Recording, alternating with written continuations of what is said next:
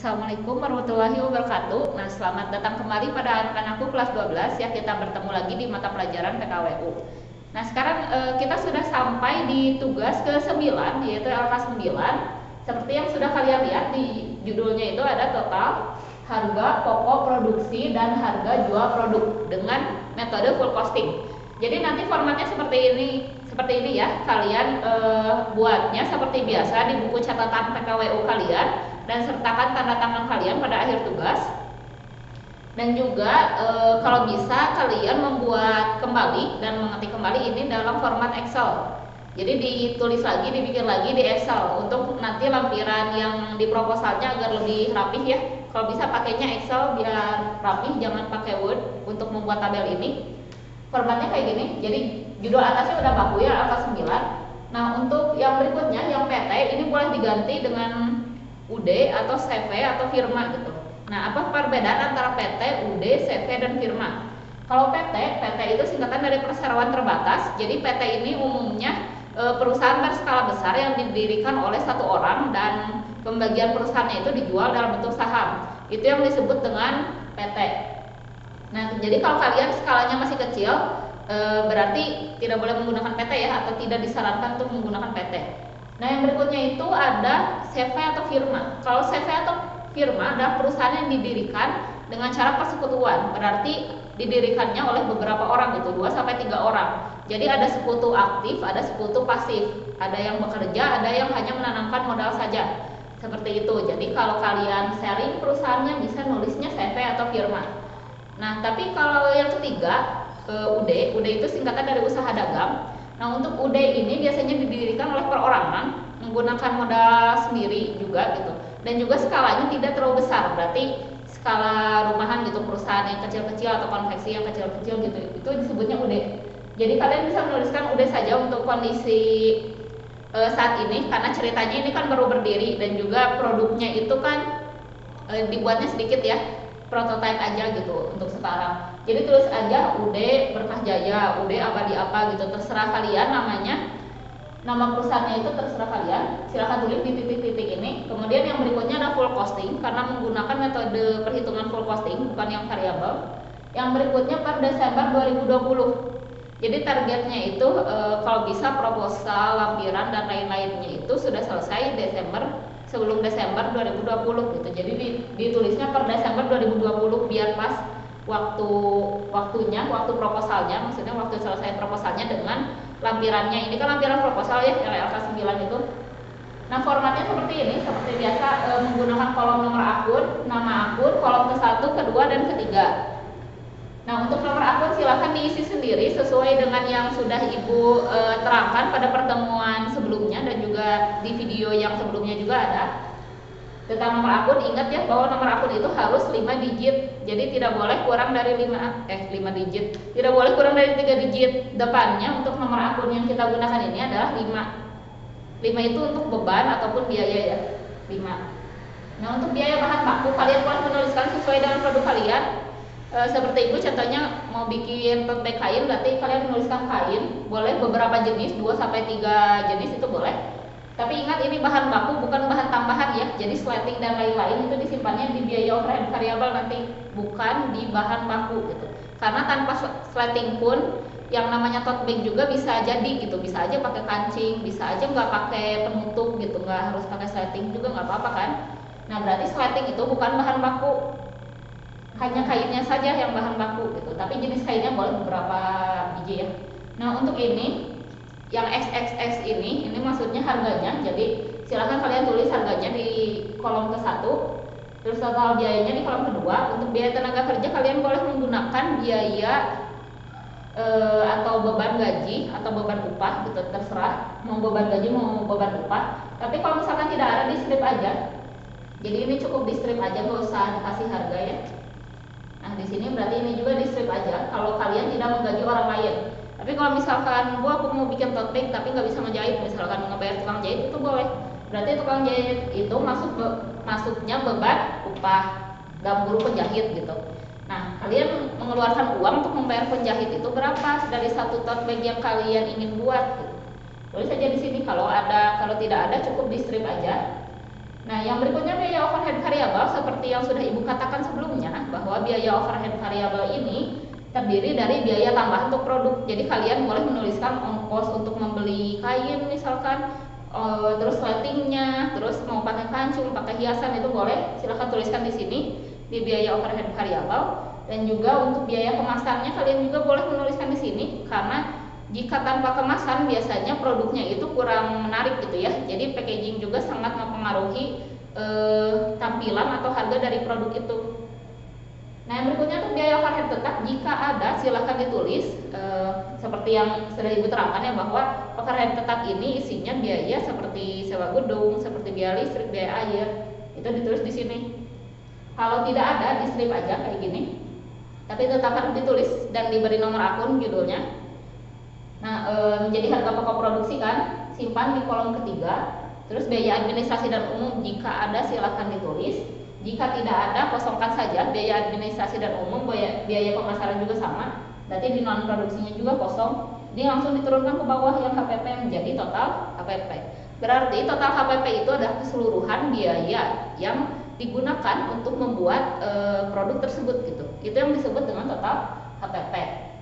Nah, untuk menghitung berapakah biaya persatuan untuk produk yang kalian buat gitu. Kalau misalkan kalian membuat 100 produk, kan kalian harus tahu satunya berapa. Kalau bikin satu mah yang nggak usah dibagi satu, karena udah jelas segitu gitu biayanya untuk satu. Nah, kalau misalkan ini lebih dari satu, cara menghitungnya HPP sama dengan HPP dibagi unit. Jadi kalau misalkan kalian mengeluarkan uang 1 juta, RP 1 juta dibagi 100, jadi satu produknya itu ada 10.000 kayak gitu. Kalau misalkan kalian mengeluarkan uang 100.000 untuk 10 produk, ya tinggal dibagi aja gitu. Kayak gitu, berarti kalian mengeluarkan uangnya 10.000. Nah, sedangkan untuk menentukan harga jual, di pinggirnya tuh ada rumusnya, itu ada HPP ditambah laba. HPP-nya kan kita sudah tahu bahwa satunya itu adalah 10.000.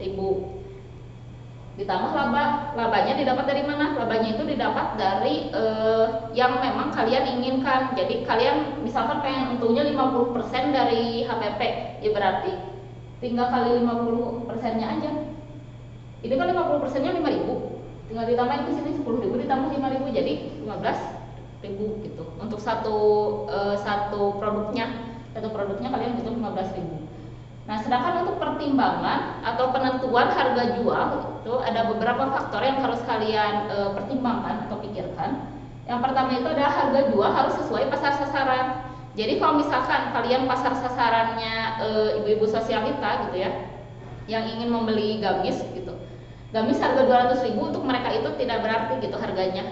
Pasti kalau misalkan disukai oleh mereka pasti dibeli, gak akan banyak ditawar dan lain-lain. Tapi kalau untuk ibu-ibu komplek 200.000 kadang bisa ditawar sampai setengah harga gitu. Kadang jago pisan sih Bu, enggak saya liwat sih Mang, di handap 100.000 bisa gitu ya. Jadi kalian tentukan pasar sasaran kalian untuk mengambil harga jual gitu. Untuk menjual produk kalian itu harusnya berapa? Apakah pasar sasaran kalian itu mampu atau tidak untuk membeli produk kalian? Yang kedua, mempertimbangkan harga jual dari pesaing.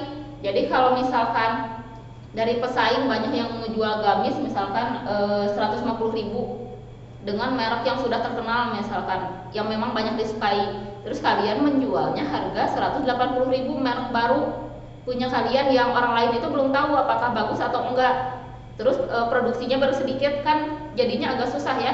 Kalau misalkan harga pasaran untuk gamis dengan kain tersebut dan model itu ada 150.000, kalian menjual 180.000, itu kan susah laku gitu. Jadi harus dipikirkan harga produk sejenis dari pesaing itu berapa.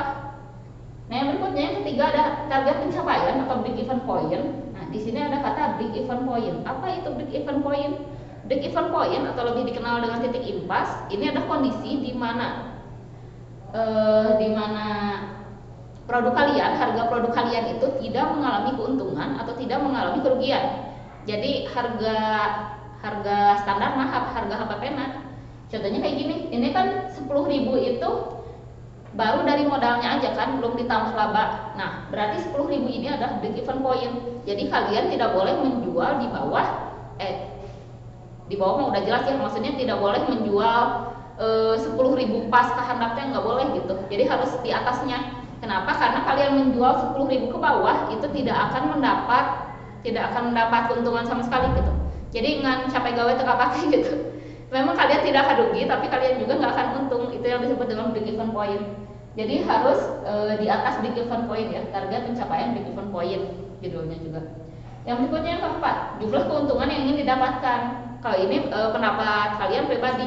Kalau kalian pengen dapat untung 50% dari modal ya berarti tinggal tambah aja 50%, atau kalau di sini contohnya berarti 50%-nya dari 10.000 adalah 5.000 kayak gitu.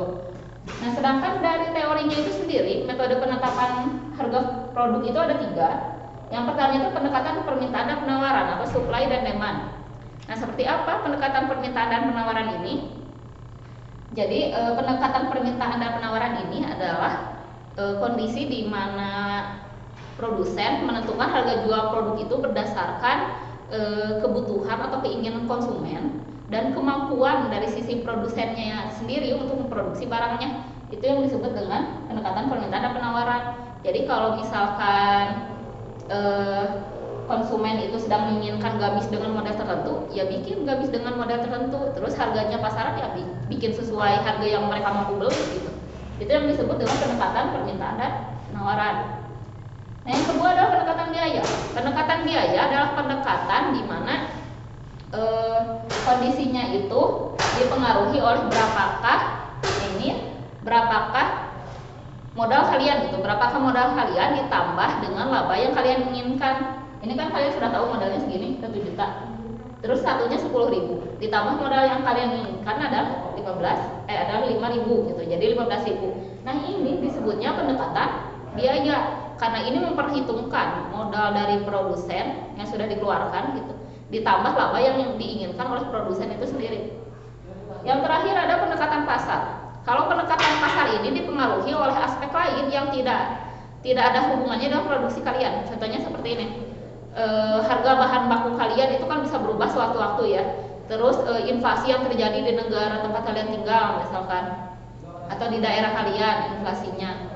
Terus kondisi politik, sosial dan lain-lain, misalkan selera konsumen itu juga bisa dipengaruhi pendekatan pasar. Kan bisa aja selera di pulau A apa, selera di pulau B apa, itu kan bisa beda ya. Tempat juga mempengaruhi gitu. Itu yang disebut dengan pendekatan pasar. Nah, segitu aja untuk materinya dan penjelasan dari tugasnya. Jangan lupa dikerjakan tugasnya ya, seperti yang Ibu katakan tadi di buku catatan kalian. Di bawahnya disertakan nama dan tanda tangan kalian, dan jangan lupa ditulis kembali dalam format Excel. Jadi kalian mengumpulkan tugasnya 2 dalam format Excel dan juga ditulis di buku catatan kalian. Seperti itu. Jika ada yang ingin ditanyakan silahkan tuliskan di kolom komentar postingan Classroom Ibu seperti biasa ya, bukan di YouTube karena Ibu lebih sering buka Classroom daripada buka YouTube. Jadi terima kasih yang sudah menonton video ini. Jangan lupa dikerjakan tugasnya ya. Assalamualaikum warahmatullahi wabarakatuh.